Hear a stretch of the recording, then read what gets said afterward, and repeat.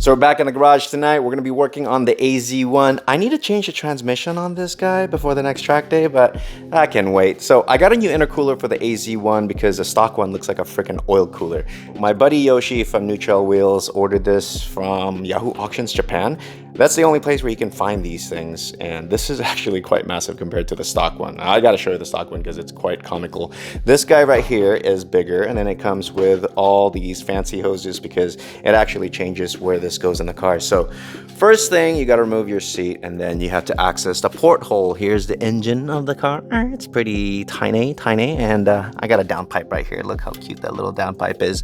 But this right here is the intercooler, and if you look closely, doesn't it look like a friggin' oil cooler? It looks like a gritty oil cooler. It's absolutely tiny. I'm gonna take this thing out and put it side to side with the new one that I got. But this vent right here actually feeds the intercooler. So when I drove the Liberty Walk Az1 with the F40 kit, they delete and cover this, so it wasn't getting much airflow there. So we're gonna pop that guy out. And the reason why I wanna upgrade the intercooler, if you guys don't know what intercoolers do, it's basically just a giant heat sink for air, hot air that's going through this thing. This is aluminum, and it basically just wicks away the hot air and hopefully cools it down before it goes into your engine. So let's rip off the other guy first. So I've actually loosened up most of these hoses already, so here you go. If you guys have an Az1, follow along. I just removed the freaking hose clamps. And then that guy goes here. That's why I have this little tray right here so I don't get my interior dirty. And this guy up here. And pop this guy off. This car is actually quite easy to work on if you guys want an Az1. The only bad part is finding parts. You gotta get it from Japan. So next I'm gonna take that guy out, and then maybe two more in the back, and then this should pop right out. It's almost ready to go, really, without even taking off any screws. So in the back we got two bolts holding this bracket, 1 and 2, and that pretty much frees this whole assembly. Huh? Holy crap. Pain-free-ish. I say ish because it's not out yet, and it's probably gonna be a total nightmare to freaking fit this whole assembly if I didn't speak too early.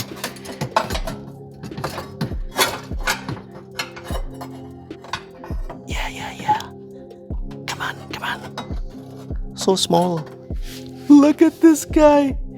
Look how cute this is. Okay, let's put this side to side. Look at that, dude. Look at the thickness. That's freaking crazy. This looks like a freaking oil cooler. I highly suggest you guys clean up the area that you're working at because you might never ever go back there again. And it's always nice to have a clean surface area when you're putting things back on, because there's nothing worse than putting in nice new parts in a really dirty engine bay. Okay, this is gonna be fun. Oh man, this thing is huge. I have to really maneuver this thing in here.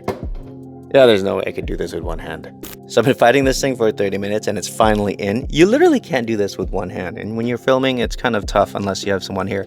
But you see those little tangs right there with the nuts?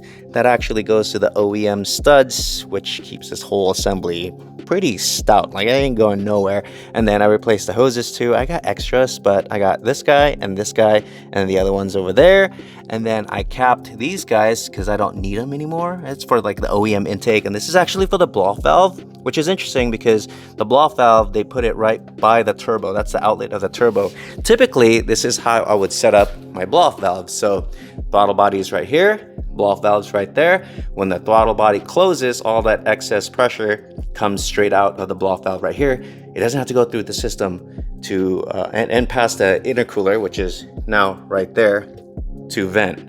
I don't know which one works better, but I usually set up my blow valves like this. So if you guys are doing your turbo cars, always put the blow valve right about, I don't know, I have this like 6 inches from the throttle body, which is right here.